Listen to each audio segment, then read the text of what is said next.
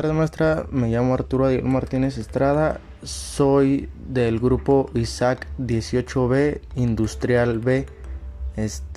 Voy a presentar lo que son los sistemas cristalinos y la estructura de los materiales, que en este caso era la explicación de nuestro mapa conceptual.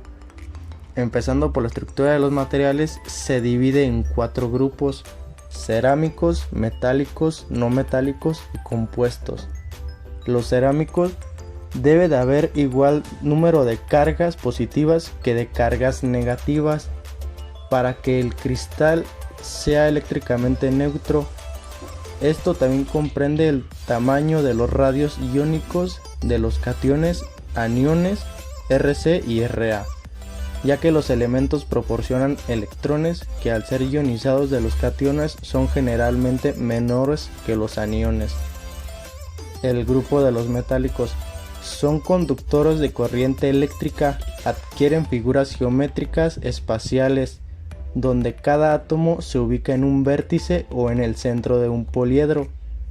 Tienen tres direcciones: el eje de las X, Y y Z. Los materiales que se diferencian entre sí por el ángulo que se delimitan sus cristales y por los planos de las caras de los poliedros. En el grupo de los no metálicos, tienden a ganar electrones para formar iones negativos. Carece de propiedades físicas. Es un tipo de materia constituida por átomos de la misma clase. Algunas excepciones es el yodo, que es brillante, el grafito, que es un excelente conductor de electricidad, y el diamante, que es un excelente conductor de calor.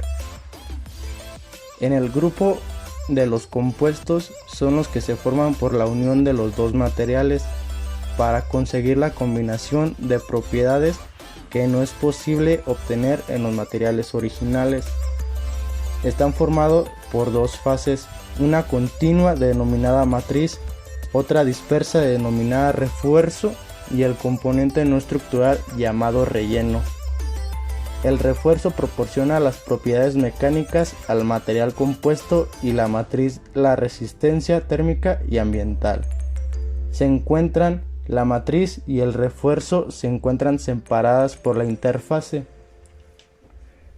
Esto sería la explicación de mi mapa conceptual, y a continuación le voy a hacer la exposición de los sistemas cristalinos de la maqueta.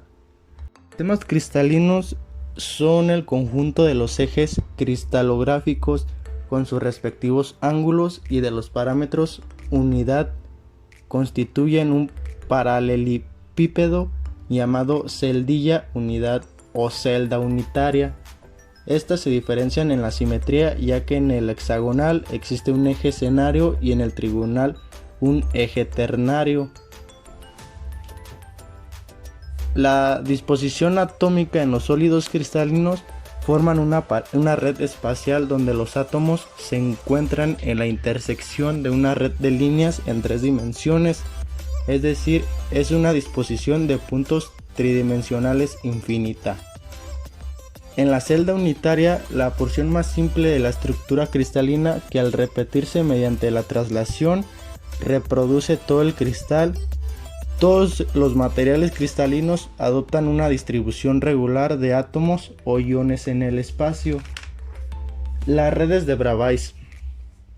El tamaño y forma de las celdas unitarias pueden describirse mediante 3 vectores: A, B y con origen en un vértice de la misma, y 3 ángulos axiales: A, beta y Y. El tamaño y forma está definido por las siguientes características: 1. Parámetros de red, dimensiones de los costados y ángulos entre sus costados. Número 2. Número de átomos por celda unitaria. Esto quiere decir que cada celda unitaria está definida por un número específico de puntos de red.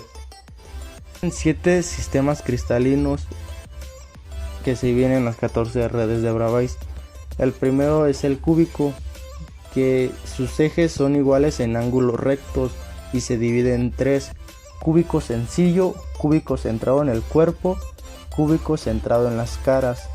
El segundo es el tetragonal, que sus ejes en ángulos rectos, dos de ellos son iguales y se divide en dos: tetragonal sencillo y tetragonal centrado en el cuerpo.